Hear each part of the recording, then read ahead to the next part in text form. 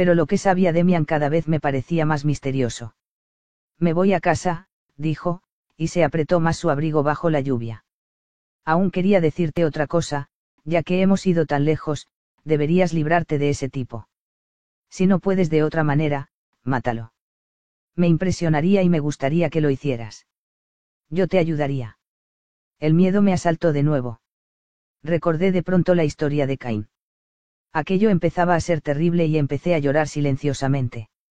Había demasiados enigmas a mi alrededor. Bueno, sonrió Max Demian, anda, vete a tu casa. Ya lo arreglaremos. Aunque matarlo sería lo más sencillo. En estos casos, lo más sencillo es siempre lo mejor. No estás tú en buenas manos con tu amigo Cromer. Al llegar a casa me pareció que había estado fuera un año. Todo tenía otro aspecto. Entre Cromer y yo había surgido algo como un futuro, como una esperanza. Ya no estaba solo. Y ahora me di cuenta de lo espantosamente solo que había permanecido durante semanas y semanas con mi secreto. Enseguida volví a pensarlo de tantas veces, que una confesión a mis padres me aliviaría pero no me redimiría por completo. Casi me había confesado a otro, a un extraño, y el presentimiento de liberación volaba hacia mí como un fuerte perfume. De todos modos, mi miedo no había aún desaparecido ni mucho menos. Estaba preparado para largas y horribles disputas con mi enemigo. Por eso me pareció muy raro que todo transcurriera con tanta tranquilidad, calma y secreto. El silbido de Cromer delante de mi casa no se oyó durante un día, 2, 3, una semana. No me atrevía a creerlo, y en mi fuero interno estaba alerta, no fuera a aparecer de pronto, precisamente cuando menos lo esperaba. Pero no apareció. Desconfiando de la nueva libertad, no terminaba de creerlo. Hasta que por fin me encontré con Franz Cromer en la calle. Bajaba por la Seilergasse, justo a mi encuentro. Al verme se estremeció, torció la cara en una mueca terrible y se volvió sin más para no tener que encontrarse conmigo. Aquello fue para mí un momento indescriptible. Mi enemigo huía de mí. Mi verdugo me tenía miedo. La alegría y la sorpresa me traspasaron por completo. Por aquellos días volví a ver a Demian, que me esperaba a la puerta del colegio. Hola. Dije. Buenos días, Sinclair. Quería saber cómo te va. Supongo que Cromer te deja ahora tranquilo. Es cosa tuya. Pero ¿cómo lo has conseguido? No lo comprendo. Ha desaparecido por completo. Muy bien. Y por si acaso se le ocurre volver, creo que no lo hará, pero es un cara dura, dile entonces que se acuerde de Demian. Pero ¿cómo te las has arreglado? ¿Te has peleado con él, le has pegado? No, eso no me gusta. Solo he hablado con él, como he hecho contigo, y le he explicado que sería mucho mejor para él que te dejara en paz. ¿No le habrás dado dinero? No, querido. Ese camino ya lo has intentado tú. Se separó de mí, aunque yo intenté preguntarle más cosas. Me quedé con el viejo y confuso sentimiento que Demian me inspiraba, mezcla extraña de agradecimiento y recelo, admiración y miedo, simpatía y repulsa. Me propuse verle pronto, para hablar más con él de todo y también de la historia de Caín. No llegué a hacerlo. La gratitud es una virtud en la que no tengo ninguna fe, y pedírsela a un niño me parece un error, así que no me sorprende demasiado la total ingratitud que demostré a Max Demian. Hoy tengo la certeza de que hubiera enfermado y me hubiera estropeado para toda la vida si él no me hubiera liberado de las garras de Cromer. Ya entonces sentí aquella liberación como el acontecimiento más grande de mi joven vida, pero al libertador mismo, cuando hubo llevado a cabo el milagro, lo dejé a un lado. Como he dicho, la ingratitud no me resulta extraña. Solo me sorprende la falta de curiosidad que demostré. ¿Cómo era posible que yo siguiera viviendo un solo día con tranquilidad sin intentar acercarme a los misterios con que Demian me había puesto en contacto? ¿Cómo podía dominar el deseo de oír más cosas sobre Caín, sobre Cromer y la lectura de pensamientos? Es incomprensible, pero así fue. Me seis de pronto liberado de unas redes diabólicas, el mundo se me ofrecía de nuevo luminoso y alegre, ya no me asaltaban los miedos y las angustiosas palpitaciones. El maleficio estaba roto, ya no era un condenado sometido a terribles torturas, sino otra vez un colegial, como antes. Mi naturaleza intentaba volver con toda rapidez al equilibrio y a la tranquilidad y se esforzaba sobre todo en apartar y olvidar todo lo feo y amenazador. Mi memoria olvidó con fantástica rapidez toda la historia de mi culpa y mis miedos, sin dejar aparentemente una cicatriz o una huella. También comprendo hoy que olvidara a mi Salvador con la misma rapidez. Del valle de lágrimas de mi condenación, de la espantosa esclavitud a Cromer huí con todos los instintos y las fuerzas de mi alma maltrecha a refugiarme allí donde me había sentido feliz y tranquilo, al paraíso perdido que se volvía a abrir, al mundo claro de los padres y de las hermanas, a la fragancia de la pureza, a la gracia del Dios de Abel. El mismo día de mi breve conversación con Demian, cuando me convencí del todo de mi recobrada libertad y ya no temí las recaídas, hice lo que tantas veces y tan ardientemente había deseado, confesé. Fui a mi madre, le enseñé la hucha con el cierre roto y llena de fichas en lugar de dinero, y le conté cómo me había encadenado por mi propia culpa a un malvado verdugo durante largo tiempo. Ella no comprendió todo, pero vio mi hucha, mi mirada transformada, oyó mi voz y sintió que yo había sanado, que su hijo le había sido devuelto. Y entonces celebré con elevados sentimientos la fiesta de mi reintegración, la vuelta al hogar del hijo pródigo. Mi madre me condujo ante mi padre, se repitió la historia, interrumpida por preguntas y exclamaciones de asombro. Mis padres me acariciaban la cabeza y suspiraban, aliviados de su preocupación. Todo era maravilloso, todo era como en los cuentos, todo se resolvía en una fantástica armonía. En ella me refugié con verdadero apasionamiento. No me saciaba de comprobar que había conseguido otra vez mi paz y la confianza de mis padres. Me convertí en un niño modelo. Jugaba más que nunca con mis hermanas y durante los rezos me unía a las entrañables y viejas canciones y plegarias con el sentimiento del que ha sido liberado de las culpas. Lo hacía de todo corazón, en aquello no había engaño.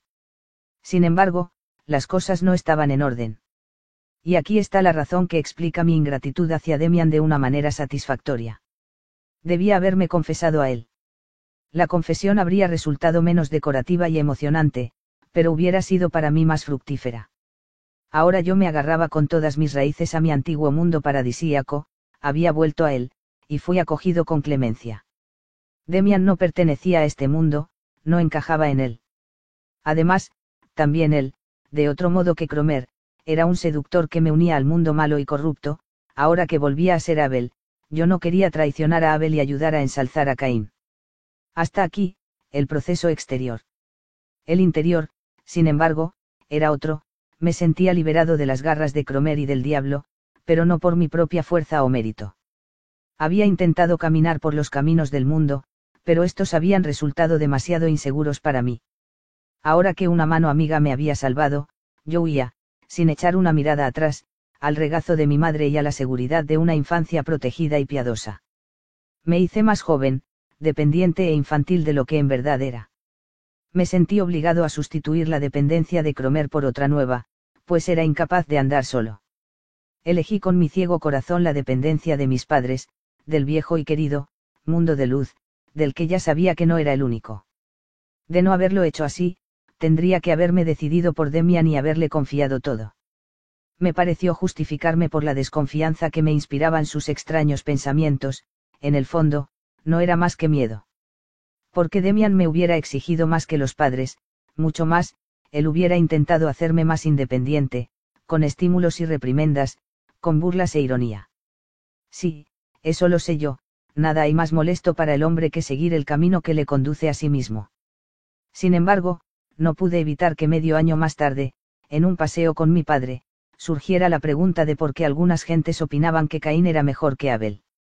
Se quedó muy sorprendido y me explicó que era una interpretación bastante antigua que databa de los primeros tiempos del cristianismo, se había enseñado en determinadas sectas, entre ellas la llamada de los cainitas. Naturalmente, esta disparatada teoría no era más que un intento del demonio para destruir nuestra fe, porque si creemos en el derecho de Caín y en la falta de derecho de Abel, entonces resulta que Dios se ha equivocado y que el Dios de la Biblia no es el único verdadero sino un Dios falso. En realidad, esto es lo que habían predicado los cainitas. Pero esta herejía había desaparecido hacía mucho y le sorprendía que un compañero mío hubiera llegado a saber algo de ella. De todos modos, me aconsejó seriamente que olvidara aquellos pensamientos. 3. El mal ladrón. Se podrían contar cosas hermosas, delicadas y amables de mi infancia, de mi seguridad junto a los padres, del amor filial y de la vida apacible, caprichosa en aquel ambiente suave, cariñoso y diáfano. Pero solo me interesan los pasos que di en la vida para llegar a mí mismo. Todos los bellos momentos de reposo, los islotes de felicidad y los paraísos cuyo encanto conocí quedan en la lejanía resplandeciente y no deseo volver a pisarlos. Por eso, al evocar mi juventud, hablaré solo de lo nuevo que me salió al encuentro, impulsándome adelante y desarraigándome. Las acometidas vinieron una y otra vez del otro mundo, y siempre trajeron consigo miedo, violencia y remordimiento.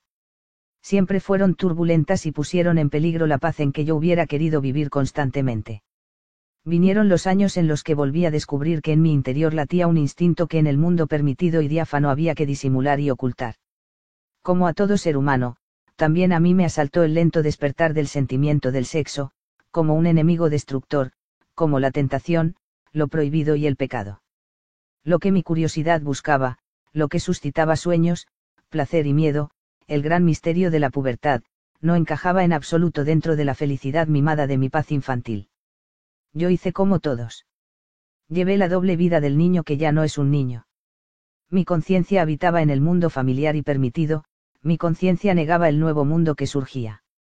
Pero al margen de aquel, yo vivía en sueños, instintos y deseos subconscientes sobre los que construía puentes la conciencia, cada vez más atemorizada porque el mundo infantil se desmoronaba. Como casi todos los padres, tampoco los míos colaboraron en el despertar de los instintos vitales, de los que nunca se hablaba. Solo colaboraban con un cuidado infatigable en mis esfuerzos desesperados por negar la realidad y seguir viviendo en un mundo infantil, que cada día era más irreal y más falso. No sé si los padres pueden hacer mucho en estos casos, y no hago a los míos ningún reproche. Acabar con mi problema y encontrar mi camino era solo cosa mía, y yo no actué bien, como la mayoría de los bien educados. Todos los hombres pasan por estas dificultades. Para el hombre medio es este el punto en que las exigencias de su propia vida entran en colisión dramática con las circunstancias, el punto en que tiene que luchar más duramente por alcanzar el camino que conduce hacia adelante. Muchos viven tal morir y renacer, que es nuestro destino, solo en ese momento de su vida en que el mundo infantil se resquebraja y se derrumba lentamente, cuando todo lo que amamos nos abandona y, de pronto, sentimos la soledad y la frialdad mortal del universo que nos rodea. Muchos se estrellan para siempre en este escollo y permanecen toda su vida apegados dolorosamente a un pasado irrecuperable, al sueño del paraíso perdido, que es el peor y más nefasto de todos los sueños. Volvamos a nuestra historia. Las sensaciones y los sueños con que se me anunció el fin de mi infancia no son tan importantes como para relatarlos. Lo importante fue el mundo oscuro, el otro mundo, había vuelto a aparecer. Lo que un día significó Franz Cromer se hallaba ahora en mí mismo. Y con esto, y también desde fuera, consiguió el otro mundo poder sobre mí. Habían pasado ya varios años desde la historia con Cromer. Aquella época dramática y culpable de mi vida parecía estar muy lejana y haberse disuelto en la nada como una corta pesadilla. Franz Cromer hacía mucho tiempo que había desaparecido de mi vida, y apenas si me fijaba en él cuando me lo encontraba alguna vez en la calle. Sin embargo, la otra figura importante de mi tragedia, Max Demian, no llegó a desaparecer ya nunca de mi horizonte. Durante mucho tiempo se mantuvo muy al margen, visible pero pasivo. Lentamente fue acercándose, irradiando otra vez su fuerza y haciendo sentir su influjo. Intento recordar lo que sabía de Demian en aquel tiempo. Puede ser que no hablara con él ni una vez durante un año o más. Yo lo evitaba y él no me importunaba en absoluto. Quizá me saludaba cuando alguna vez nos encontrábamos. Me parecía entonces que en su amabilidad había un leve destello de sarcasmo o de irónico reproche, pero probablemente eran imaginaciones mías. La aventura que yo había vivido con él y el extraño ascendiente que había ejercido sobre mí parecían como olvidados, tanto por su parte como por la mía. Busco su imagen, y ahora que reflexiono sobre el recuerdo que permanecía siempre allí y que yo me daba cuenta de ello. Lo veo ir al colegio, solo o entre algunos alumnos mayores, y lo veo extraño, solitario y silencioso, caminando entre ellos como un astro, rodeado de su atmósfera propia, viviendo según sus propias leyes. Nadie le quería. Nadie tenía trato íntimo con él, excepto su madre, y tampoco ella parecía tratarle como a un niño sino como a un adulto. Los profesores procuraban dejarle tranquilo. Era un buen alumno, pero no intentaba gustar a nadie, y de vez en cuando oíamos algún rumor sobre una respuesta, un comentario o una réplica que había dado a algún profesor, en un tono difícilmente superable por su áspera provocación y su ironía. Cierro los ojos y me parece ver su imagen. ¿Dónde fue? Sí, ahora vuelvo a recordar. Fue en la calle, frente a nuestra casa. Leséis allí un día, con un bloque en la mano, dibujando. Estaba copiando el viejo escudo con el pájaro tallado que campeaba sobre el portal de nuestra casa. Yo me encontraba en la ventana, escondido detrás de la cortina y le observaba. Con profundo asombro seis su rostro atento, distante y despejado, vuelto hacia el escudo. Era el rostro de un investigador o de un artista, inteligente y lleno de voluntad, extrañamente despejado y distante, con ojos llenos de experiencia. De nuevo lo veo. Fue un poco más tarde, en la calle, estábamos a la salida del colegio, agrupados en torno a un caballo caído. El caballo, aún enganchado a su carro, yacía resoplando angustiada y lastimeramente por los hollares dilatados y sangrando de una herida invisible, mientras el polvo blanco de la carretera se iba tiñendo lentamente de oscuro. Cuando aparté los ojos de aquel espectáculo, con una sensación de malestar, seis el rostro de Demian.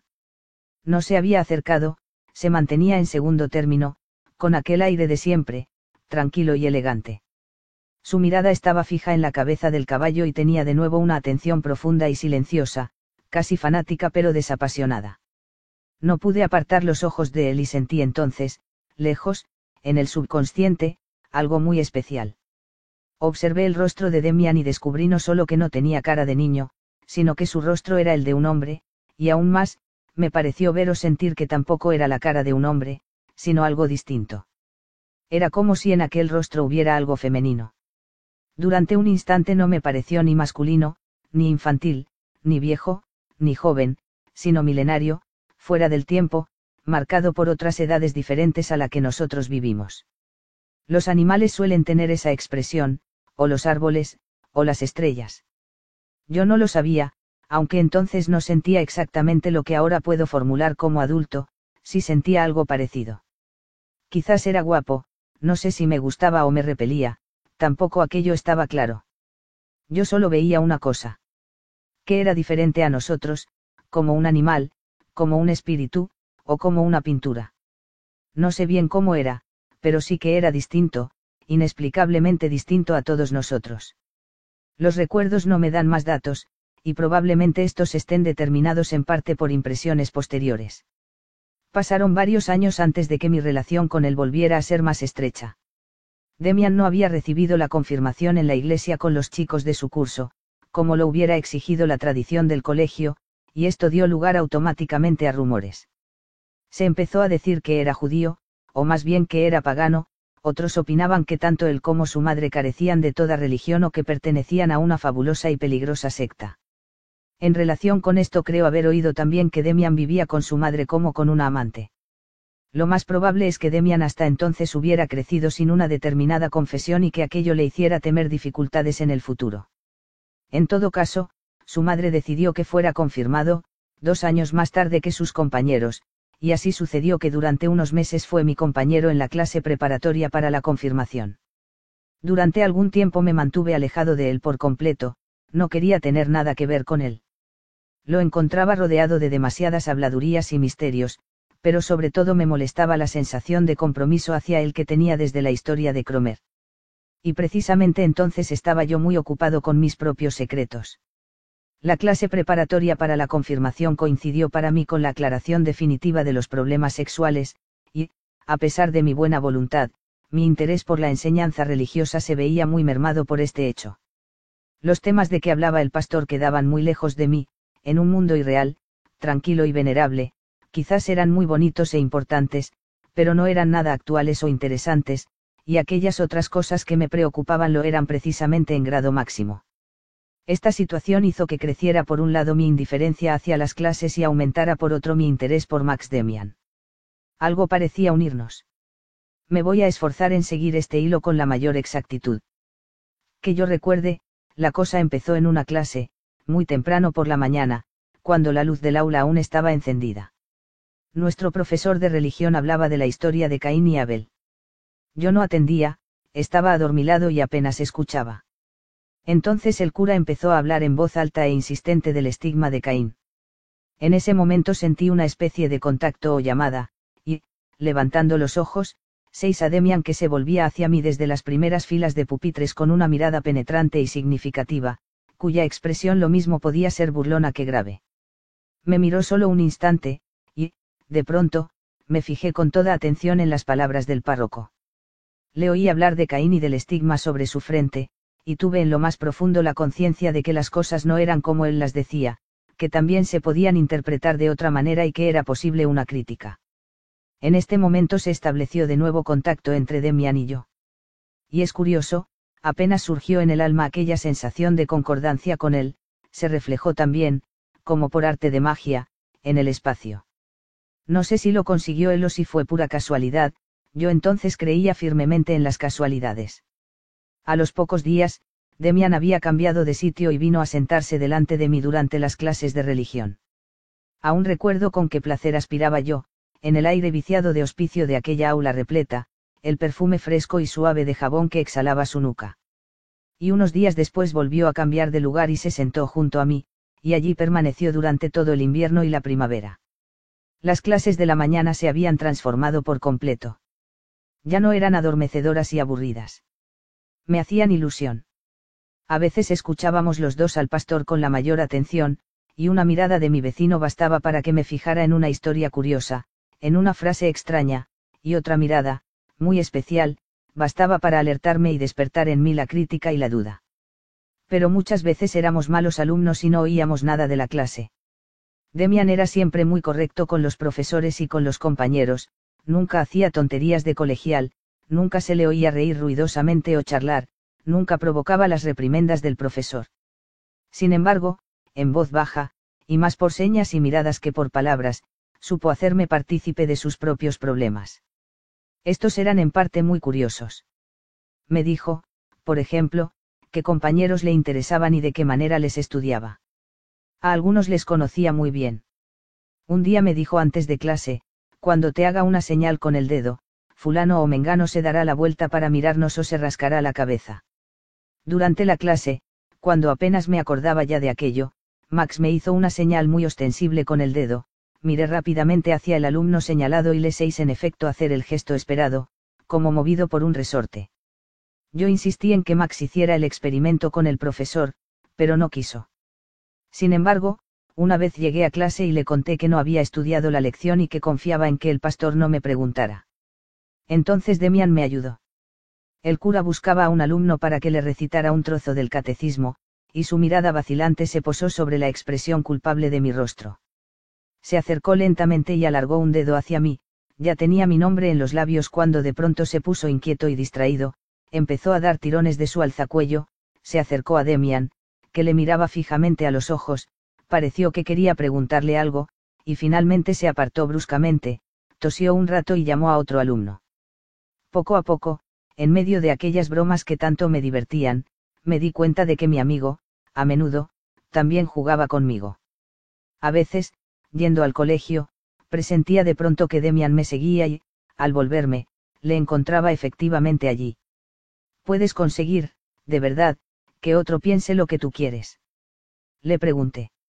Me respondió amablemente con la tranquilidad y objetividad de su madurez adulta, no, dijo, eso no es posible. No tenemos una voluntad libre, aunque el párroco haga como si así fuera. Ni el otro puede pensar lo que quiere, ni yo puedo obligarle a pensar lo que quiero. Lo único que puede hacerse es observar atentamente a una persona, generalmente se puede decir luego con exactitud lo que piensa o siente y, por consiguiente, también se puede predecir lo que va a hacer inmediatamente después. Es muy sencillo, lo que ocurre es que la gente no lo sabe. Naturalmente se necesita entrenamiento.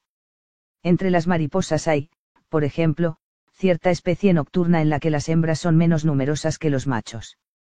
Las mariposas se reproducen como los demás animales, el macho fecunda a la hembra, que pone luego los huevos, si capturas una hembra de esta especie, y esto ha sido comprobado por los científicos, los machos acuden por la noche, haciendo un recorrido de varias horas de vuelo. Varias horas, imagínate. Desde muchos kilómetros de distancia los machos notan la presencia de la única hembra de todo el contorno. Se ha intentado explicar el fenómeno, pero es imposible.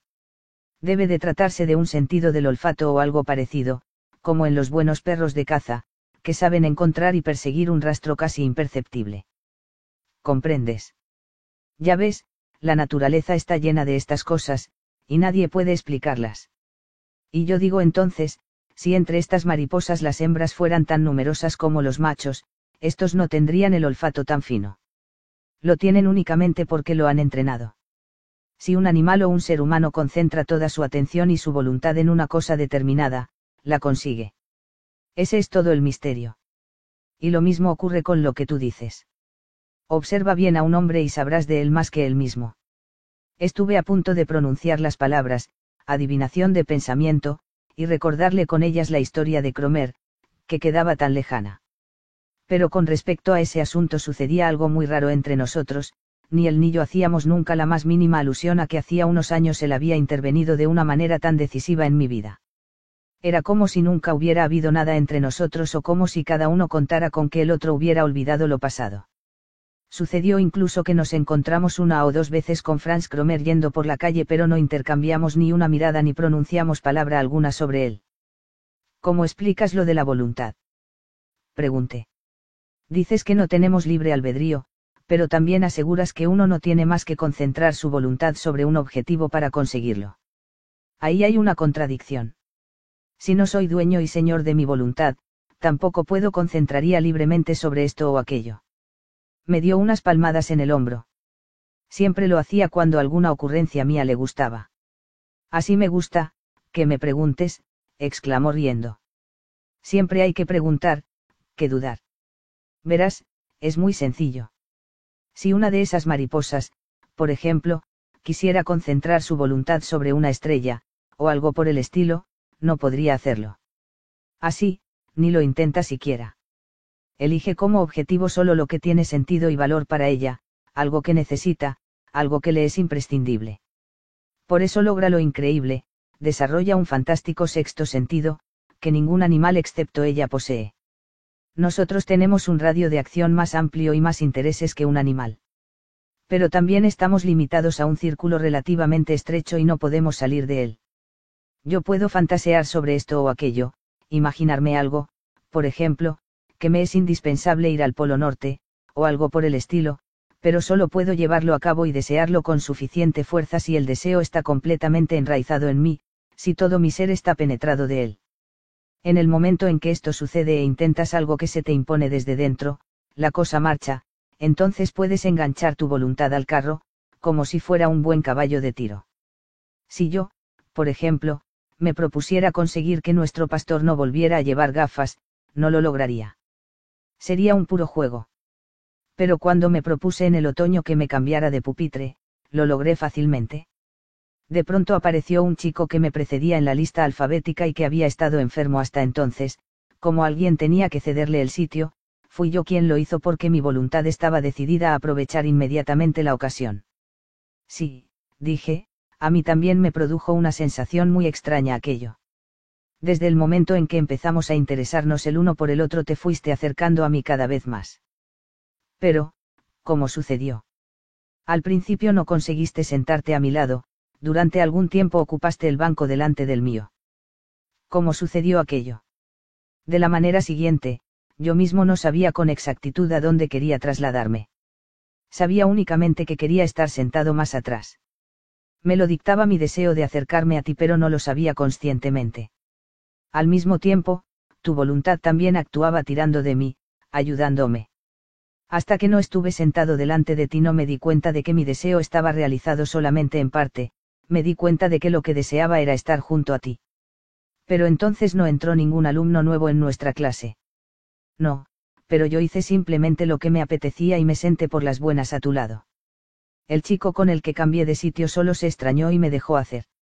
El cura notó una vez que allí se había producido un cambio, en general cada vez que tiene que dirigirse a mí, algo le inquieta oscuramente, sabe muy bien que me llamo Demián y que yo, con un apellido empezando con la letra D, no debo estar detrás, entre la 5. Pero eso no llega a su conciencia porque mi voluntad se lo impide y porque yo le pongo obstáculos. El buen hombre se da cuenta de que hay algo que no funciona, me mira y empieza a devanarse los sesos. Pero tengo un remedio muy sencillo. Siempre le miro fijamente a los ojos. La mayoría de la gente no lo resiste. Todos se ponen muy inquietos. Cuando quieras conseguir algo de alguien, le miras inesperadamente a los ojos con firmeza. Si ves que no se intranquiliza, puedes renunciar a tu deseo, no vas a conseguir nada de él. Yo no conozco más que una persona con la que me falle el sistema. ¿Quién? Pregunté rápidamente. Me miró con los ojos levemente guiñados, como cuando pensaba intensamente. Luego los apartó y no dio ninguna respuesta. A pesar de la curiosidad tan fuerte que sentía, no pude repetir la pregunta. Creo, sin embargo, que se refería a su madre. Parecía vivir con ella en una confianza total. Sin embargo, nunca me hablaba de ella, ni me llevaba a su casa. Yo apenas la conocía. En aquella época intenté algunas veces imitarle y concentrar mi voluntad sobre un deseo con toda intensidad para conseguirlo. Eran deseos que me parecían bastante apremiantes. Pero no lograba nada. Nunca me atreví a hablar de ello con Demian. Lo que yo deseaba no hubiera podido confesárselo, y él tampoco preguntaba. Mi fe religiosa había sufrido entre tanto bastante deterioro, sin embargo, mis pensamientos, influenciados por Demian, se diferenciaban de aquellos de mis compañeros que habían llegado al escepticismo total. Había unos cuantos que ocasionalmente dejaban caer frases sobre lo ridículo e indigno que era creer aún en Dios y en historietas tales como la Santísima Trinidad y la Inmaculada Concepción, y que opinaban que era una vergüenza seguir contando todavía semejantes patrañas. Yo no pensaba así en absoluto. Aun en los casos de duda, conocía a través de las experiencias de mi niñez la realidad de una vida piadosa como la que llevaban mis padres, y sabía que no era indigna ni falsa. Es más, seguía sintiendo el mayor respeto por lo religioso. Pero Demian me había acostumbrado a considerar e interpretar los relatos y dogmas religiosos con más libertad y personalidad, con más fantasía, por lo menos yo seguía siempre con agrado las interpretaciones que él me proponía, aunque muchas me parecieran demasiado extremistas, como la historia de Caín. Una vez, sin embargo, llegó a asustarme durante la clase de religión con una teoría aún más atrevida. El profesor había hablado del Gólgota. El relato bíblico de la pasión y muerte del Salvador me había impresionado mucho ya desde niño. Cuando mi padre nos leía en Viernes Santo la historia de la pasión, yo vivía profundamente emocionado en ese mundo dolorosamente hermoso de Getsemaní y del Gólgota, pálido y fantasmal pero tremendamente vivo. Cuando escuchaba la pasión según San Mateo, de Bach, el sombrío y poderoso fulgor del dolor que irradiaba aquel mundo misterioso me inundaba con estremecimientos místicos. Aún hoy esta música y el actus tragicus son para mí la quinta esencia de la poesía y la expresión artística. Al final de aquella clase, Demian me dijo muy pensativo: hay algo, Sinclair, que no me gusta. Vuelve a leer la historia y analízala bien, verás que tiene un sabor falso. Me refiero a los dos ladrones. Es grandioso el cuadro de las tres cruces erguidas allá, sobre la colina. ¿Para qué nos vienen con la historia sentimental del buen ladrón? Primero fue un criminal y cometió Dios sabe cuántos delitos, después se desmorona y celebra verdaderos festines de arrepentimiento y contrición. ¿Me puedes decir qué sentido tiene ese arrepentimiento a 2 pasos de la tumba? No es más que la típica historia de curas, dulzona, falsa y sentimentalona con fondo muy edificante. Si hoy tuvieras que escoger de entre los 2 hombres a uno como amigo, o tuvieras que decidirte por uno para darle tu confianza, seguro que no elegirías a ese converso llorón. No, elegirías al otro, que es todo un hombre y tiene carácter, le importa 3 pitos la conversión, que, dada su situación, no puede ser más que palabrería, y sigue su camino hasta el final, sin renegar en el último momento cobardemente del demonio que le había ayudado hasta entonces. Es un carácter, y los hombres con carácter quedan siempre malparados en la Biblia. Quizá fuera un descendiente de Caín, ¿tú qué crees? Me quedé consternado. Había creído estar totalmente familiarizado con la historia de la pasión y ahora descubría con qué poca personalidad, imaginación y fantasía la había escuchado y leído. Sin embargo, el nuevo pensamiento de Demian me sonaba muy mal y amenazaba conceptos cuya existencia me creía obligado a salvar. No, no se podía jugar así con las cosas, incluso con las más sagradas. Él, como siempre, notó inmediatamente mi resistencia, antes de que yo dijera algo. Ya sé, dijo resignado, es la eterna historia. El caso es no ser consecuente. Pero te voy a decir una cosa, este es uno de los puntos en los que aparecen con toda claridad los fallos de nuestra religión. El Dios del Antiguo y Nuevo Testamento es, en efecto, una figura extraordinaria, pero no es lo que debe representar. Él es lo bueno, lo noble, lo paternal, lo hermoso, y, también, lo elevado y lo sentimental. De acuerdo. Sin embargo, el mundo se compone de otras cosas, y éstas se adjudican simplemente al diablo, escamoteando y silenciando toda una mitad del mundo. Se venera a Dios como Padre de la vida, negando al mismo tiempo la vida sexual, sobre la que se basa la vida misma, declarándola diabólica y pecaminosa. No tengo nada en contra de que se venere al Dios Jehová. En absoluto. Pero opino que deberíamos santificar y venerar al mundo en su totalidad, no solo a esa mitad oficial, separada artificialmente. Por lo tanto, deberíamos tener un culto al demonio junto al culto divino. Sería lo justo. O si no, habría que crear un Dios que integrara en sí al diablo y ante el que no tuviéramos que cerrar los ojos cuando suceden las cosas más naturales de la vida. Demian, en contra de su costumbre, se había acalorado, mas enseguida volvió a sonreír y dejó de acosarme. Sus palabras dieron en el misterio de mis años infantiles, misterio que sentía en cada momento y del que no había dicho ni una palabra a nadie. Lo que dijo Demian sobre Dios y el demonio, sobre el mundo oficial y divino frente al mundo demoníaco silenciado, correspondía a mi propio pensamiento, a mi mito, a mi idea de los dos mundos o mitades, la clara y la oscura. El descubrimiento de que mi problema era el de todos los seres humanos, un problema de toda vida y todo pensamiento, se cernió de pronto sobre mí como una sombra divina y me llenó de temor y respeto al ver y sentir que mi vida y mis pensamientos más íntimos y personales participaban de la eterna corriente del pensamiento humano. El descubrimiento no fue alegre, aunque sí alentador y reconfortante. Era duro y áspero, porque encerraba en sí responsabilidad, soledad y despedida definitiva de la infancia. Revelando por primera vez en mi vida un secreto tan íntimo, conté a mi amigo los conceptos, tan arraigados desde mi infancia, de los dos mundos, y él se dio cuenta enseguida de que, en lo más profundo, yo aceptaba sus razonamientos. Pero no era su estilo aprovecharse de ello. Me escuchó con más atención que nunca, mirándome fijamente a los ojos, hasta que tuve que apartar los míos porque volví a sorprender en su mirada aquella extraña intemporalidad casi animal, aquella inconcebible antigüedad. Ya hablaremos otro día, dijo con cuidado. Veo que piensas más de lo que puedes expresar. Claro que si es así te darás cuenta también de que nunca has vivido completamente lo que piensas, y eso no es bueno. Solo el pensamiento vivido tiene valor. Hasta ahora has sabido que tú, mundo permitido, solo era la mitad del mundo y has intentado escamotear la otra mitad, como hacen los curas y los profesores. Pero no lo conseguirás. No lo consigue nadie que haya empezado a pensar. Sus palabras me llegaron al alma. Pero, exclamé casi gritando, hay cosas verdaderamente feas y prohibidas, no puedes negarlo. Están prohibidas y tenemos que renunciar a ellas. Yo sé que existen el crimen y los vicios, pero porque existan no voy yo a convertirme en un criminal. Hoy no agotaremos el tema, me tranquilizó Max. Desde luego, no vas a asesinar o violar muchachas, no. Pero aún no has llegado al punto en que se ve con claridad lo que significa en el fondo, permitido, y, prohibido. Has descubierto solo una parte de la verdad. Ya vendrá el resto, no te preocupes. Por ejemplo, desde hace un año sentí un instinto, que pasa por, prohibido, más fuerte que todos los demás. Los griegos y muchos otros pueblos, en cambio, han divinizado este instinto y lo han venerado en grandes fiestas. Lo prohibido no es algo eterno, puede variar.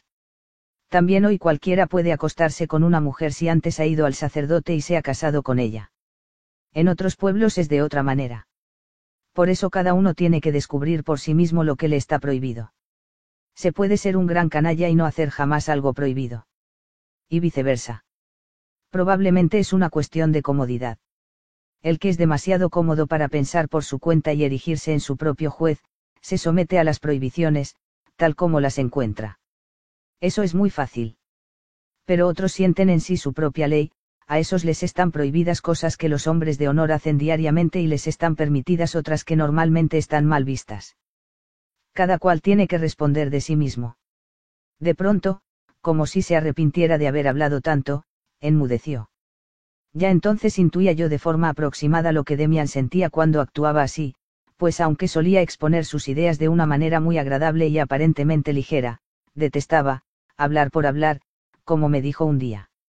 Notaba en mí que, junto al auténtico interés, había demasiado juego, demasiado placer en el parloteo intelectual, en una palabra, falta de absoluta seriedad al volver a leer las últimas palabras que he escrito, absoluta seriedad. Recuerdo otra escena que viví con Max Demian en aquellos tiempos aún semi-infantiles y que me impresionó vivamente. Se acercaba la fecha de nuestra confirmación. Las últimas clases de religión trataban de la comunión. El pastor dio mucha importancia al tema, cuidó mucho sus explicaciones y consiguió que en estas últimas clases hubiera un cierto ambiente de unción religiosa. Sin embargo, precisamente entonces mis pensamientos se concentraban en otra cosa, en la persona de mi amigo. Esperando la confirmación, que se nos explicaba como solemne acogida en la comunidad de la Iglesia, yo pensaba constantemente que el valor de aquel medio año de enseñanza religiosa no estaba en lo que había aprendido sino en la proximidad e influencia de Demian. No me preparaba a ser recibido en la Iglesia, sino en algo muy distinto, en una orden del pensamiento y de la personalidad que tenía que existir sobre la tierra y cuyo enviado o emisario consideraba yo a mi amigo.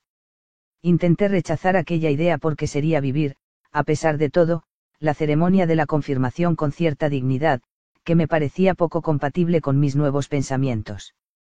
Pero fue en vano, el pensamiento estaba ahí y lentamente se fue uniendo al de la cercana ceremonia religiosa. Estaba dispuesto a celebrarla de manera distinta a los demás. Para mí iba a significar la entrada en un mundo ideológico que me había sido revelado por Demian. En aquellos días volví a discutir vivamente con él, fue antes de una clase de religión. Mi amigo estaba distante y no se animaba ante mis palabras, que seguramente eran muy sabiondas y pretenciosas. Hablamos demasiado. Dijo con desacostumbrada seriedad. Las palabras ingeniosas carecen totalmente de valor. Solo le alejan a uno de sí mismo. Y alejarse de uno mismo es pecado. Hay que saber recogerse en sí mismo por completo, como las tortugas. Poco después entramos en clase. Comenzó la lección y yo me esforcé en atender. Demian no intentó distraerme. Al cabo de un rato empecé a sentir a mi lado, donde estaba él sentado, algo extraño, un vacío, un frío o algo parecido, como si el lugar que ocupaba se hubiera quedado desierto. Cuando aquella sensación empezó a hacérseme insoportable, volví la cabeza.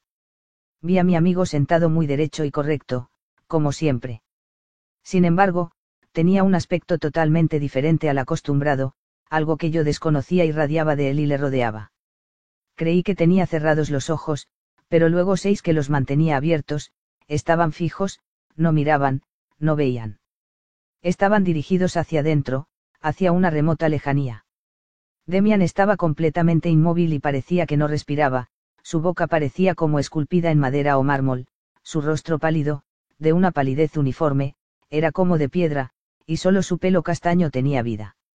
Sus manos descansaban delante de él, sobre el pupitre, inertes y quietas como objetos, como piedras o frutas, pálidas e inmóviles, pero no blandamente, sino como firme y segura protección de una intensa y oculta vida. Aquel espectáculo me hizo temblar. Está muerto, pensé y estuve a punto de gritar. Pero sabía que no lo estaba. Fascinado, no podía apartar los ojos de su rostro, de aquella pálida y pétrea máscara, sintiendo que aquel era el verdadero Demian. Lo que solía aparentar cuando iba y hablaba conmigo no era más que una parte de Demian, aquel que durante un rato representaba un papel, plegándose y amoldándose para dar gusto. Pero el verdadero Demian tenía este aspecto pétreo, ancestral, animal, bello y frío, muerto y al mismo tiempo rebosante de una vida fabulosa. Y en torno suyo el vacío silencioso, el éter, los espacios siderales, la muerte solitaria. Ahora se ha sumergido del todo en sí mismo, pensé estremecido. Nunca me había sentido tan solo. Yo no participaba de él, estaba fuera de mi alcance, más lejos que si se encontrara en la isla más lejana del mundo. No podía comprender cómo nadie, excepto yo, se daba cuenta. Todos tenían que verle, todos tenían que estremecerse. Pero nadie se fijó en Demian. Seguía erguido como una estatua, rígido como un ídolo, según me pareció entonces, mientras una mosca se posaba sobre su frente y recorría lentamente su nariz y sus labios, sin que él reaccionara con el más leve gesto. ¿Dónde se encontraba en esos instantes? ¿Qué pensaba? ¿Qué sentía? ¿Se hallaba en un paraíso o en un infierno? No me fue posible preguntárselo. Cuando al final de la clase le volví a ver vivir y respirar, nuestras miradas se cruzaron y constaté que era el de antes. ¿De dónde venía? ¿Dónde había estado? Parecía cansado. Su rostro tenía otra vez color, sus manos se movían, su pelo castaño, sin embargo, parecía ahora sin brillo y como cansado. En los días que siguieron intenté varias veces en mi dormitorio un nuevo ejercicio, me sentaba muy derecho en una silla, inmovilizaba los ojos, me quedaba completamente quieto y esperaba a ver cuánto tiempo podía aguantar y qué sensaciones tenía. Pero solo conseguí cansarme y que 105 párpados me escocieran fuertemente. Poco después fue la confirmación, de la que no me ha quedado ningún recuerdo importante. Después, todo cambió. La niñez fue derrumbándose a mi alrededor. Mis padres empezaron a mirarme un poco desconcertados. Mis hermanas me resultaban muy extrañas. Un vago desengaño deformaba y desteñía los sentimientos y las alegrías a que estaba acostumbrado. El jardín ya no tenía perfume, el bosque no me atraía, el mundo a mi alrededor parecía un saldo de cosas viejas, gris y sin atractivo, los libros eran papel y la música ruido. Así van cayendo las hojas de un árbol otoñal, sin que él lo sienta, la lluvia, el sol o el frío resbalan por su tronco, mientras la vida se retira lentamente a lo más íntimo y lo más recóndito. El árbol no muere, espera. Se había decidido que después de las vacaciones iría a otro colegio, por vez primera, lejos de casa. A veces, mi madre se acercaba a mí con especial ternura, despidiéndose ya por adelantado y esforzándose en llenar mi corazón de amor, nostalgia y recuerdo. Demian estaba de viaje. Yo estaba solo. Al terminar las vacaciones, salí para St sin haber vuelto a ver a mi amigo. Mis padres me acompañaron, dejándome, con toda clase de cuidados, en una pensión internado para colegiales regida por un profesor del instituto. Se hubieran quedado helados de espanto si hubieran sabido a qué cosas me exponían. El problema seguía siendo si, con el tiempo, podría yo llegar a ser un buen hijo y un ciudadano útil o si mi naturaleza me empujaría por otros caminos. Mi último intento de ser feliz a la sombra del hogar y dentro del espíritu paterno había durado mucho, a veces lo había conseguido, pero al final fracasé por completo.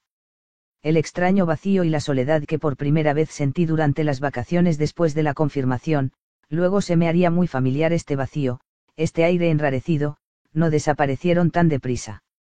La despedida del hogar no me costó gran esfuerzo, casi me avergoncé de no estar más triste.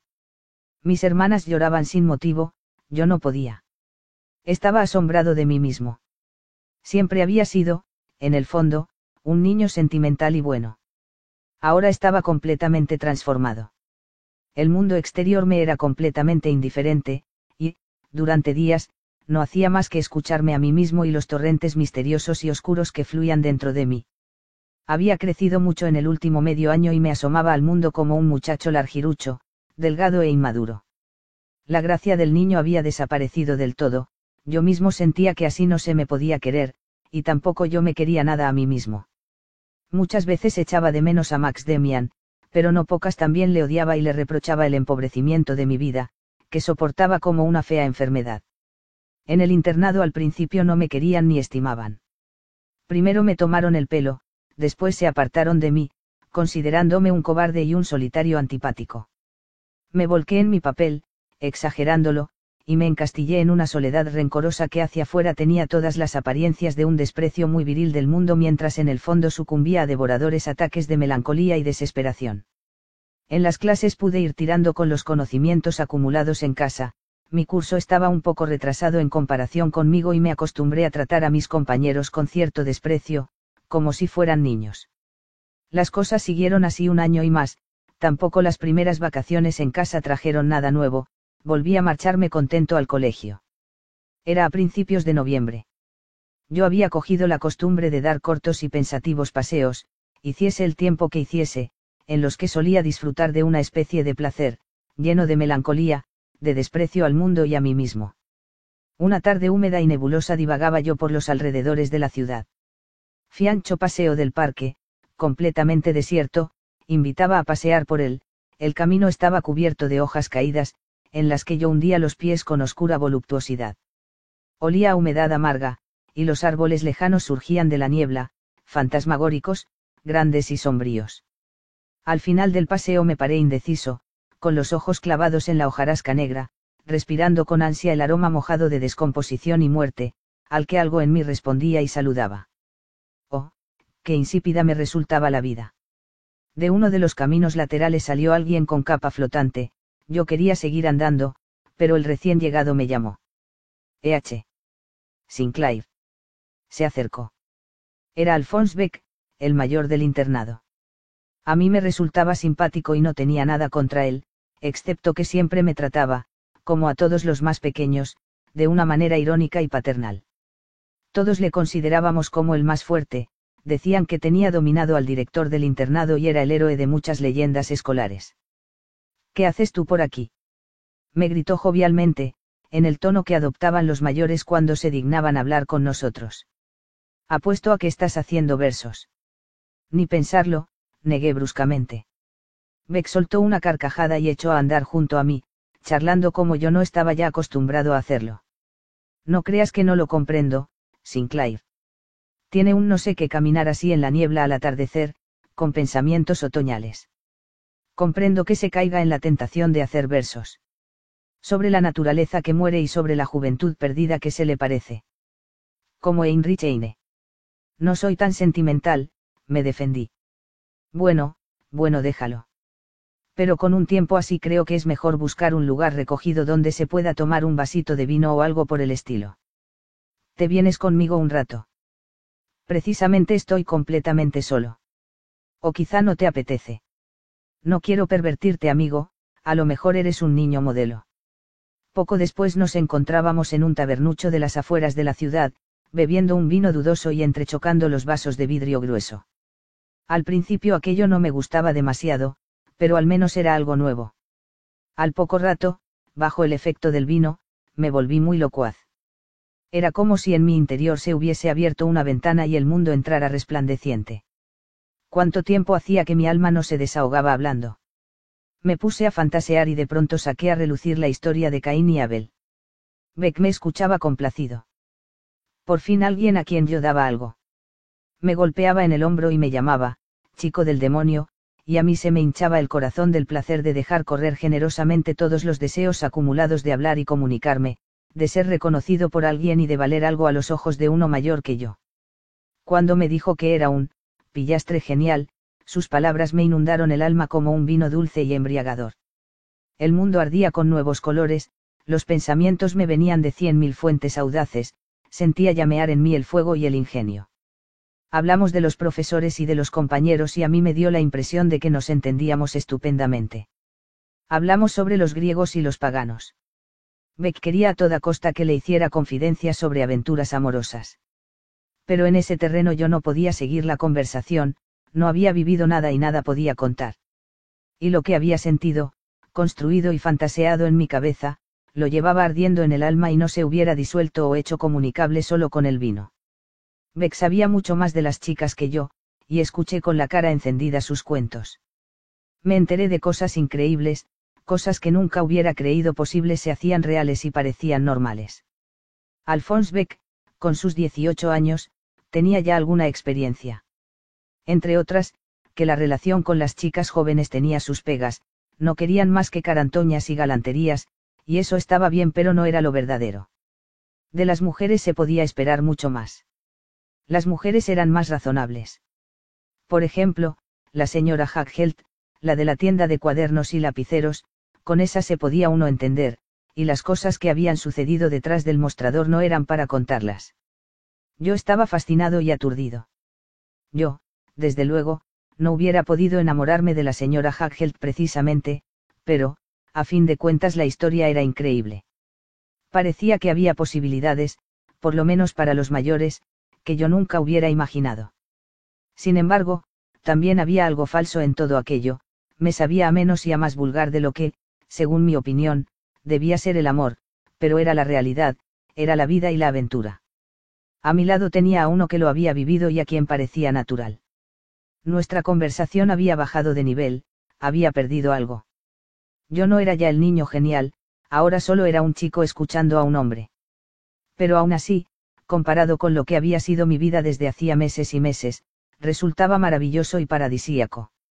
Además fui dándome cuenta lentamente de que todo lo que estaba haciendo, desde estar en la taberna hasta el tema de nuestra conversación, estaba prohibido terminantemente, saboreaba al menos el espíritu rebelde de la situación.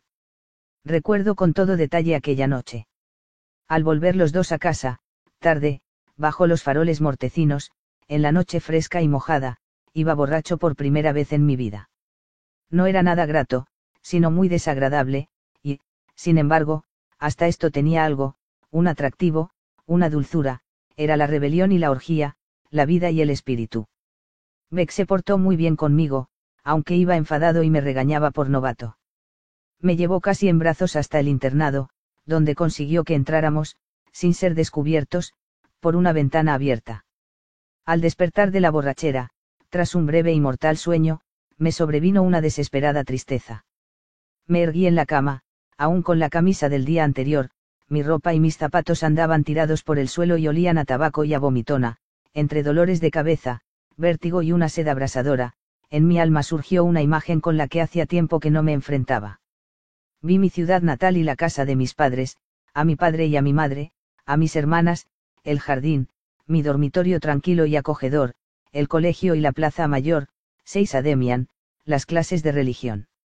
Y todo era diáfano y estaba como bañado en luz, todo era maravilloso, divino y puro, y todo, en ese momento me daba cuenta, me había pertenecido hasta hacía unas horas, me había estado esperando, y ahora, solo ahora, en este momento, había desaparecido, ya no me pertenecía, me excluía, me miraba con asco. Todo el amor y el cariño que me habían dado mis padres, remontándome hasta los más lejanos y dorados paraísos de la infancia, cada beso de mi madre, cada Navidad, cada mañana de domingo, clara y piadosa, cada flor del jardín, todo estaba destrozado. Yo había pisoteado todo con mis pies. Si ahora hubieran aparecido unos esbirros y me hubiesen agarrado y conducido al patíbulo, por descastado y sacrílego, habría estado de acuerdo, les hubiera seguido con gusto y me hubiera parecido justo y bien. Así era yo en el fondo. Yo, que despreciaba a todo el mundo. Yo, que sentía el orgullo de la inteligencia y compartía los pensamientos de Demian. Así era yo, una infame basura, borracho y sucio, asqueroso y grosero, una bestia salvaje dominada por horribles instintos. Este era yo, el que venía de los jardines donde todo es pureza, luz y suave delicadeza, el que había disfrutado con la música de Bach y los bellos poemas. Aún me parecía escuchar con asco y con indignación mi propia risa, una risa borracha, descontrolada, que brotaba estúpidamente a borbotones. Así era yo. A pesar de todo, constituía casi un placer sufrir estos tormentos. Había vegetado tanto tiempo, ciego e insensible, y mi corazón había callado tanto tiempo, empobrecido y arrinconado, que esta autoacusación, este horror, todo este sufrimiento espantoso del alma, eran un alivio. Eran al menos sentimientos, sentimientos ardientes en los que latía un corazón. Desconcertado, sentí en medio de la miseria algo así como una liberación y una nueva primavera. Sin embargo, visto desde fuera, iba yo decididamente cuesta abajo. La primera borrachera dejó pronto paso a otras nuevas. En nuestro colegio se iba mucho de juerga a las tabernas, y yo era uno de los más jóvenes entre los asiduos. Pronto dejé de ser considerado como un chiquillo al que se tolera y me convertí en un cabecilla, famoso y atrevido cliente de las tabernas. Volvía a pertenecer por completo al mundo oscuro, al demonio, y en ese mundo me consideraban un tipo sensacional. A todo esto, yo me sentía muy mal. Vivía en una orgía autodestructiva y constante, y mientras mis compañeros me consideraban un cabecilla y un jabato, un muchacho valiente y juerguista, mi alma atemorizada aleteaba llena de angustia en lo más profundo de mi ser. Recuerdo que al salir de una taberna un domingo por la mañana me brotaron las lágrimas al ver a unos niños jugando en la calle, limpios y alegres, recién peinados y vestidos de domingo. Y mientras yo me divertía y a menudo, en torno a una mesa sucia en tabernas de baja estofa, asustaba a mis amigos con mi inaudito cinismo, tenía en el fondo del corazón un gran respeto por todo aquello que ridiculizaba y en mi interior me arrodillaba ante mi alma, ante mi pasado, ante mi madre, ante Dios. Que yo nunca me compenetrara con mis compañeros, que permaneciera solitario entre ellos, tenía su explicación. Yo era todo lo juerguista y todo lo cínico que los demás brutos de nuestro grupo deseaban, y tenía ingenio y valentía en mis pensamientos y palabras sobre los profesores, el colegio, los padres, la iglesia. También aceptaba los chistes obscenos y hasta me animaba a hacer alguno. Pero nunca acompañaba a mis compinches cuando iban en busca de las chicas. Me encontraba solo y lleno de un profundo deseo de amor, un deseo desesperado, en tanto que mis palabras eran las de un libertino redomado. Nadie era en este punto tan vulnerable y tímido como yo. Y cuando veía pasear a las muchachas jóvenes, arregladas y limpias, alegres y graciosas, me parecían maravillosos sueños de pureza, demasiado buenos y puros para mí.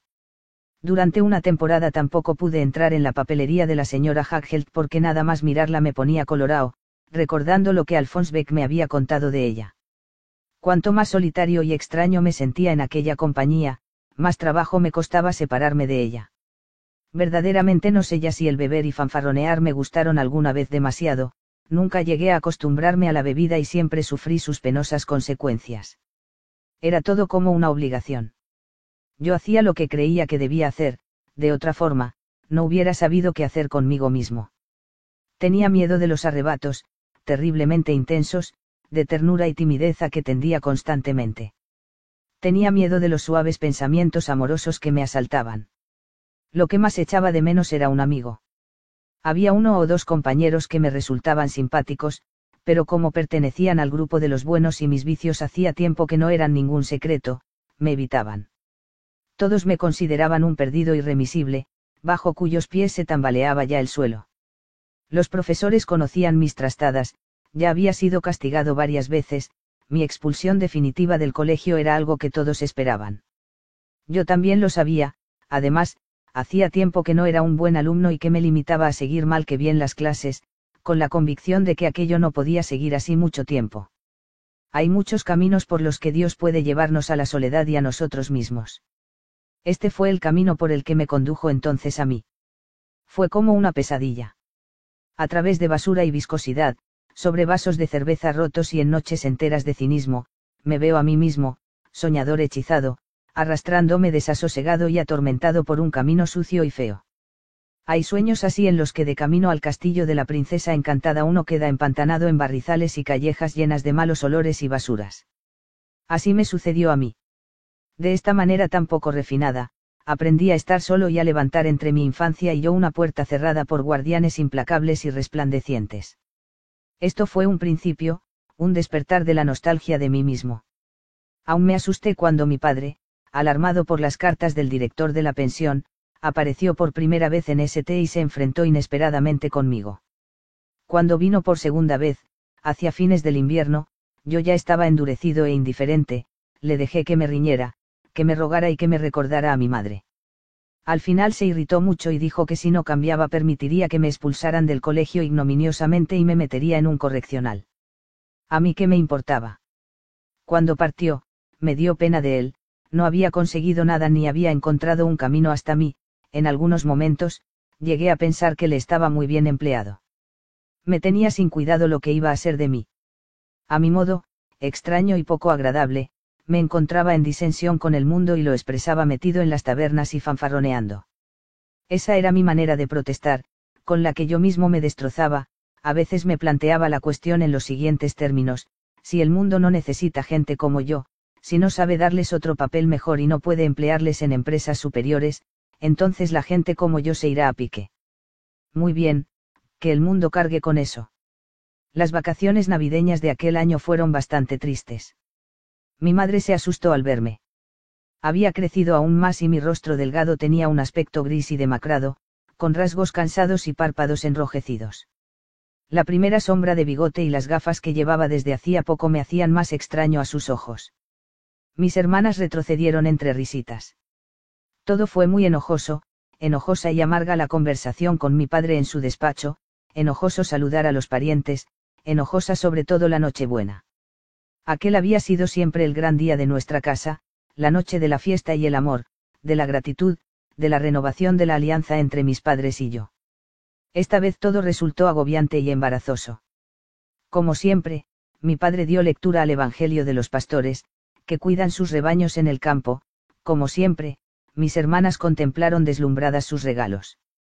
Pero la voz de mi padre tenía un tono desgarrado y su rostro parecía envejecido y abrumado. Mi madre estaba triste y a mí todo me resultaba desagradable y penoso, los regalos y las felicitaciones, el Evangelio y el árbol de Navidad. Las pastas navideñas olían dulces y exhalaban nubes de recuerdos más dulces aún. El árbol de Navidad despedía su perfume, hablando de cosas que ya no existían. Yo deseaba intensamente que llegara el fin de la noche y de las fiestas. Y así prosiguió todo el invierno. El claustro de profesores me acababa de amonestar de nuevo y me amenazaba con la expulsión. Aquella situación no iba a durar mucho. Por mí. Sentía un especial rencor contra Max Demian. Durante todo este tiempo no le había vuelto a ver. Al principio de mi estancia en St. le había escrito 2 veces pero sin recibir respuesta, por eso no fui a visitarle tampoco durante las vacaciones. En el mismo parque donde había encontrado en el otoño a Alphonse Beck, 6 al comenzar la primavera, precisamente cuando los matorrales empezaban a ponerse verdes, a una muchacha que me llamó la atención. Yo había salido a pasear solo, lleno de pensamientos y preocupaciones desagradables porque mi salud estaba debilitada y además me encontraba constantemente en apuros económicos, debía ciertas cantidades a mis compañeros, tenía que inventar gastos necesarios para que me mandaran algo de casa, y había dejado acumular en varias tiendas cuentas de cigarros y cosas por el estilo. No es que estas preocupaciones fueran muy profundas, cuando mi estancia en el colegio tocara a su fin y yo me suicidara o fuera encerrado en un correccional, pensaba, todas estas minucias tampoco tendrían ya mucha importancia. Sin embargo, vivía constantemente cara a cara con estas cosas tan feas y sufría. Aquel día de primavera encontré en el parque a una muchacha que me atrajo mucho. Era alta y delgada, iba vestida elegantemente y tenía un rostro inteligente, casi de muchacho. Me gustó enseguida. Pertenecía al tipo de mujer que yo admiraba y empezó a ocupar mi fantasía. No sería mucho mayor que yo, pero estaba más hecha, era elegante y bien definida, casi ya una mujer, y tenía un aire de gracia y juventud en el rostro que me cautivó. Nunca había conseguido acercarme a una chica de la que estuviera enamorado, y tampoco esta vez lo conseguí. Pero la impresión que me hizo fue más profunda que todas las anteriores y la influencia de este enamoramiento sobre mi vida fue decisiva. De pronto volvió a alzarse ante mis ojos una imagen sublime y venerada. Ah. Ninguna necesidad, ningún deseo en mí tan profundo y fuerte como el de venerar y adorar. Le puse el nombre de Beatrice, nombre que conocía, sin haber leído a Dante, por una pintura inglesa cuya reproducción guardaba, una figura femenina, prerrafaelista, de esbeltos y largos miembros, cabeza fina y alargada y manos y rasgos espiritualizados. Mi joven y bella muchacha no se le parecía del todo, aunque tenía esa esbeltez un poco masculina que tanto me gustaba y algo de la espiritualidad del rostro. Nunca crucé con Beatrice ni una palabra. Sin embargo, ejerció en aquella época una influencia profundísima sobre mí. Colocó ante mí su imagen, me abrió un santuario, me convirtió en un devoto que reza en un templo.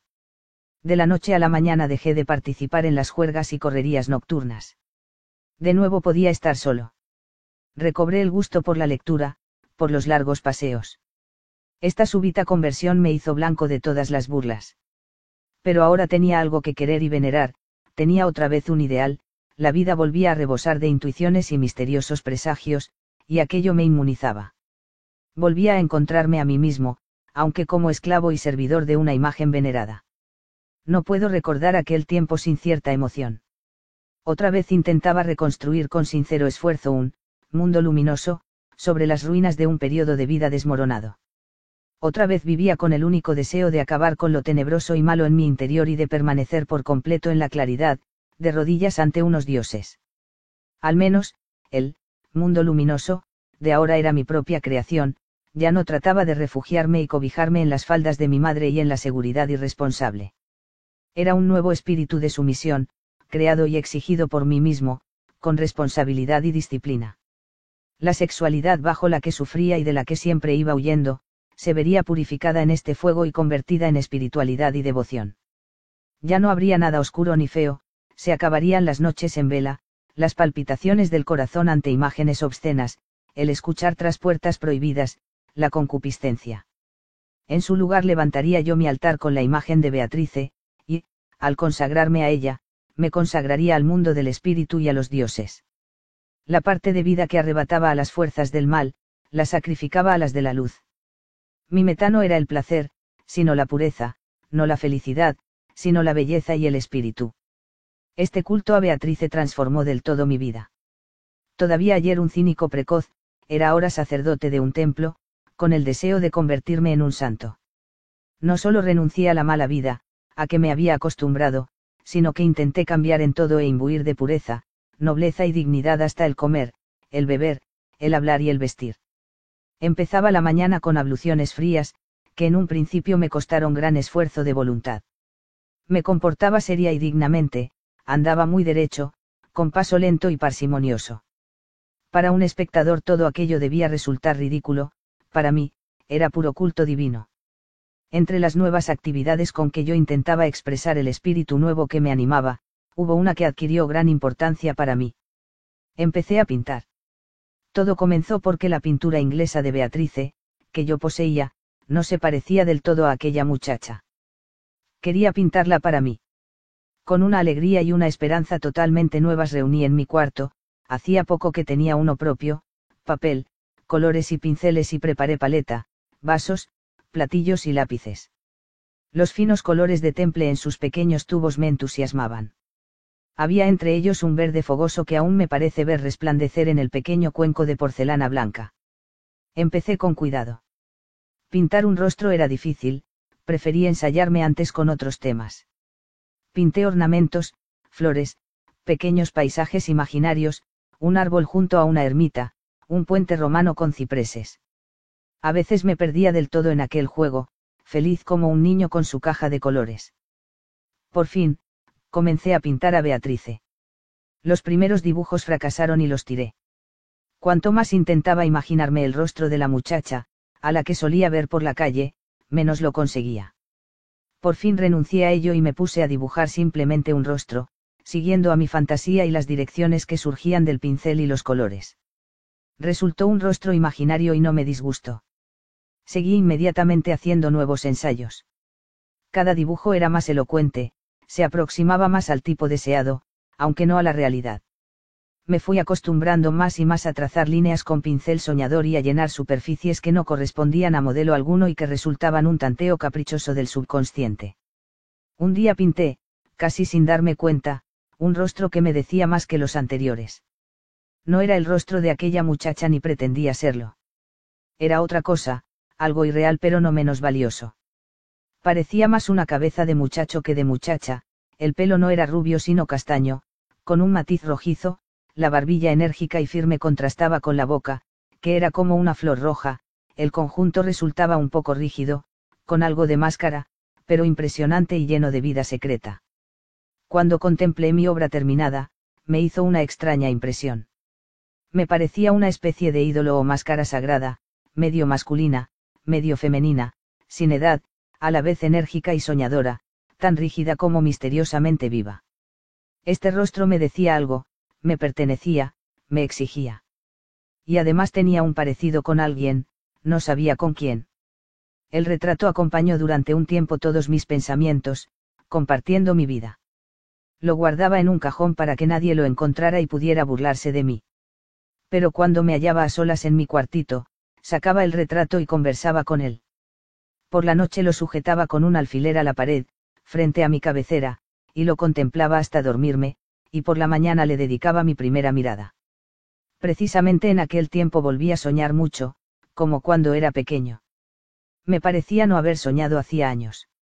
Ahora volvían los sueños, una especie nueva de imágenes entre las que aparecía frecuentemente el retrato pintado, viviendo y hablando, amistoso u hostil, a veces deformado hasta la mueca y otras increíblemente bello, armonioso y noble. Y una mañana, al despertar de uno de aquellos sueños, de pronto le reconocí. Me miraba con un gesto muy familiar, parecía llamarme por mi nombre, parecía conocerme como una madre, parecía estar esperándome desde tiempos inmemoriales. Con el corazón palpitante, contemplé la pintura, el pelo castaño y espeso, la boca blanda, casi femenina, la frente firme, extrañamente clara, con aquel color se había secado la pintura, y sentí cada vez más cerca el reconocimiento, el reencuentro, la certeza. Salté de la cama, me planté delante del retrato y lo miré de cerca, directamente a los ojos, dilatados, verdosos y fijos, uno de los cuales, el derecho, estaba más alto que el otro. Y de pronto este parpadeó leve pero perceptiblemente. En este parpadeo reconocí al retratado. ¿Cómo pude haber tardado tanto? Era el rostro de Demian. Más tarde comparé muchas veces mi obra con los verdaderos rasgos de Demian, tal como los recordaba. No eran los mismos, aunque sí parecidos. A pesar de todo, era Demian. Un atardecer, al principio del verano, el sol entraba oblicuo y rojo por mi ventana, que daba al oeste. Mi habitación iba quedando en la penumbra. Entonces se me ocurrió sujetar el retrato de Beatrice, o de Demian, al marco de la ventana y observar cómo lo atravesaba la luz del crepúsculo. El rostro desapareció, sin contornos, pero los ojos enmarcados de rojo, la claridad de la frente y la boca intensamente roja ardían profunda y violentamente sobre la superficie blanca. Permanecí sentado delante de él durante largo rato, aún después de haberse apagado los colores. Y lentamente intuí que no se trataba de Beatrice ni de Demian, sino de mí mismo. El retrato no se me parecía, yo sentía que tampoco era necesario, pero representaba mi vida, era mi interior, mi destino o mi demonio. Así sería mi amigo si volvía a encontrar uno. Así sería mi amada si alguna vez tenía una. Así sería mi vida y mi muerte, este era el tono y el ritmo de mi destino. Durante aquellos días empecé una lectura que me impresionó más hondamente que todo lo que había leído hasta entonces. Tampoco más adelante he vivido tan intensamente un libro, excepto quizá Nietzsche. Era un tomo de novalis con cartas y sentencias, muchas de las cuales no comprendía pero que me atraían y fascinaban enormemente. Una de ellas me vino en aquel momento a la memoria y la escribí con la pluma al pie del retrato: destino y sentimiento son nombres de un solo concepto. Ahora lo comprendía. Aún volvía a encontrar a menudo a la muchacha que yo llamaba Beatrice. Ya no sentía ninguna emoción al verla, pero sí una suave simpatía, una intuición: estás unida a mí, pero no tú, sino tu retrato, eres una parte de mi destino. Nuevamente volví a sentir con fuerza la nostalgia de Max Demian. No sabía nada de él desde hacía años. Le había visto una sola vez durante las vacaciones. Ahora me apercibo de que he omitido este breve encuentro en mis anotaciones, y veo que lo he hecho por vergüenza y amor propio. Tengo que repararlo. Una vez, en las vacaciones, iba yo paseando por mi ciudad natal con la cara hastiada y siempre algo cansada de mi época de juergas, balanceando mi bastón y mirando con descaro a los burgueses con sus rostros de siempre, aburridos y despreciables, cuando me vino al encuentro mi antiguo amigo. Me sobresalté al verle. Automáticamente tuve que pensar en Franz Cromer. Ojalá hubiera olvidado Demian aquella historia. Era muy desagradable estar en deuda con él, aunque, en el fondo, había sido una estúpida historia de niños. Al fin y al cabo yo no dejaba de estar en deuda con él. Pareció esperar a que yo le saludara, y cuando lo hice lo más tranquilo posible, me tendió la mano. Otra vez su apretón de manos firme, cálido y, sin embargo, distante y viril. Me miró atentamente a la cara y dijo: has crecido, Sinclair. Él me pareció el mismo, tan maduro y tan joven como siempre. Se unió a mí y dimos un paseo. Hablamos de muchas cosas sin importancia, pero nada sobre el pasado. Recordé que le había escrito varias veces, sin recibir contestación. Ojalá hubiera olvidado también las estúpidas cartas. Él no habló de ellas. Entonces aún no existía Beatrice ni el retrato, me encontraba en mi época de disipación. En las afueras de la ciudad le invité a entrar conmigo en una taberna. Me acompañó. Yo encargué con mucha jactancia una botella de vino, llené los vasos, brindé con él y me mostré muy familiarizado con las costumbres estudiantiles. El primer vaso lo vacié de un tirón. ¿Vas mucho a la taberna?, me preguntó. Pues sí, contesté con desgana, ¿qué va uno a hacer? En fin de cuentas, es lo más divertido. ¿Tú crees? Puede ser. Desde luego, la embriaguez, lo báquico, tienen su misterio. Pero me parece que la mayoría de la gente que anda sentada en las tabernas no tiene idea de eso. Me da la impresión que precisamente el meterse en las tabernas es algo muy adocenado. Lo bueno sería pasar la noche entera con antorchas encendidas, en una verdadera orgía desenfrenada. Pero eso de tomar un vasito tras otro no creo que sea muy interesante, ¿no? ¿O acaso puedes imaginarte a Fausto sentado noche tras noche en la taberna? Yo bebí y le miré con hostilidad. Bueno, no todos somos Fausto, respondí secamente. Me miró un poco sorprendido. Luego se echó a reír con la frescura y la superioridad de siempre. Va. ¿Para qué discutir? En todo caso, es probable que la vida de un borracho y libertino sea más animada que la del ciudadano intachable, y además, he leído una vez, el libertinaje es la mejor preparación para el misticismo. Siempre son hombres como San Agustín los que se convierten en profetas. También él fue antes un disoluto y un hombre de mundo. Yo sentía desconfianza y no quería dejarme dominar por él. Así contesté muy indiferente, sí, cada cual según su gusto. A mí, si quieres que te sea sincero, no me interesa ser profeta o algo parecido. Demian me lanzó una mirada inteligente con ojos ligeramente entornados. Querido Sinclair, dijo lentamente, no tenía intención de molestarte. Además, ninguno de los dos sabemos con qué fin vacías ahora tu vaso. Pero aquello que tienes en tu interior, aquello que conforma tu vida, sí lo sabe, y es bueno tener conciencia de que en nosotros hay algo que lo sabe todo, lo quiere todo y lo hace todo mejor que nosotros. Pero, perdona, tengo que irme a casa. Nos despedimos brevemente. Yo me quedé muy malhumorado, vacié aún la botella y, al marcharme, me encontré con que Demian había pagado. Aquello me molestó aún más. Mis pensamientos se concentraron en este pequeño suceso, y Demian los ocupaba todos. Las palabras que pronunció en aquella taberna de las afueras de la ciudad me volvieron a la memoria, frescas e indelebles. Y es bueno tener conciencia de que en nosotros hay algo que lo sabe todo, qué ganas tenía de ver a Demian. No sabía nada de él ni estaba a mi alcance. Solo sabía que probablemente estaría estudiando en la universidad y que su madre había abandonado nuestra ciudad al terminar él sus estudios en el colegio. Evoqué todos mis recuerdos de Max Demian, remontándome hasta mi aventura con Cromer. Cuántas cosas, de las que había dicho entonces, volvieron a surgir. Y todas tenían aún sentido, eran actuales, me concernían. También lo que me había dicho, en nuestro último y poco grato encuentro, sobre el libertinaje y la santidad, surgió con toda claridad en mi alma. No era exactamente lo que me había pasado a mí.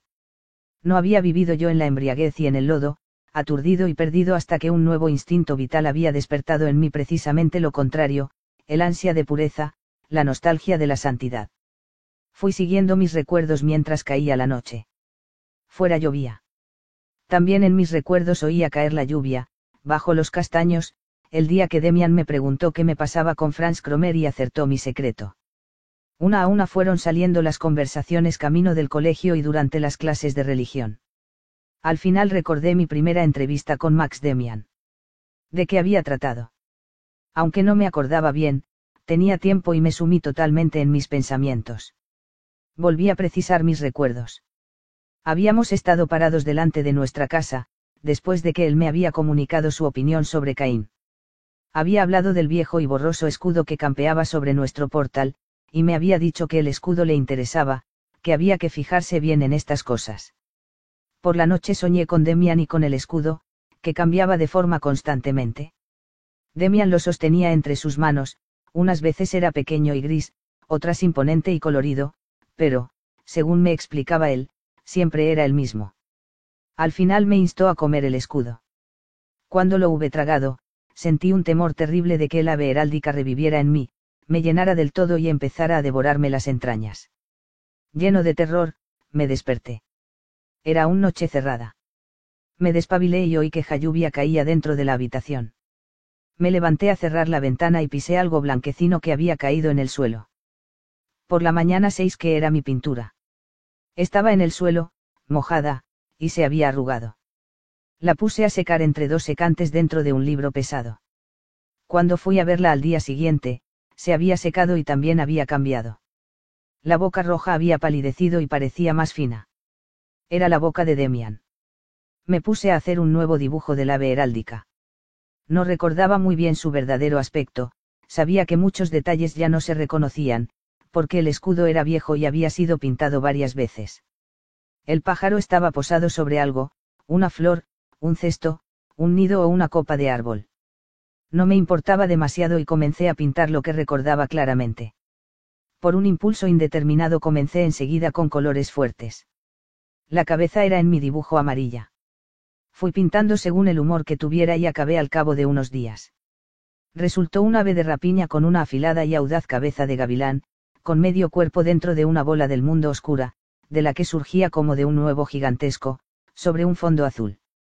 Mientras más miraba mi obra, más me parecía que era el escudo coloreado que había visto en mi sueño. No me hubiera sido posible escribir una carta a Demian, aunque hubiese sabido su dirección. Pero, guiado por la vaga intuición que determinaba todos mis actos, decidí mandarle el dibujo del gavilán, llegara o no a sus manos. No puse nada encima, ni siquiera mi nombre, recorté cuidadosamente los bordes, compré un sobre grande y escribí sobre él la antigua dirección de mi amigo. Luego, lo eché al correo. Se aproximaba un examen y yo tenía que estudiar más que de costumbre, para el colegio.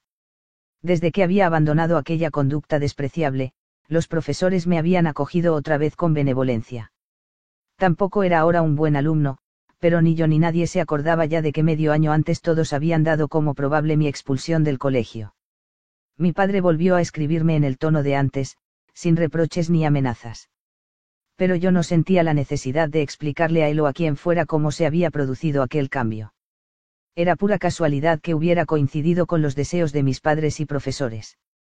El cambio no me acercó más a los compañeros, no me acercó a nadie, solo me hizo más solitario. Pero me impulsaba hacia Demian, hacia un destino lejano. Yo mismo no lo sabía, pues me encontraba en el centro de la corriente. Todo había comenzado con Beatrice, pero desde hacía tiempo vivía con mis dibujos y mis pensamientos sobre Demian en un mundo tan irreal que la había perdido totalmente de vista, incluso en mis pensamientos. No hubiera podido contar a nadie una palabra de mis sueños, esperanzas y transformaciones interiores, aunque hubiera querido. Pero, ¿cómo lo iba a querer?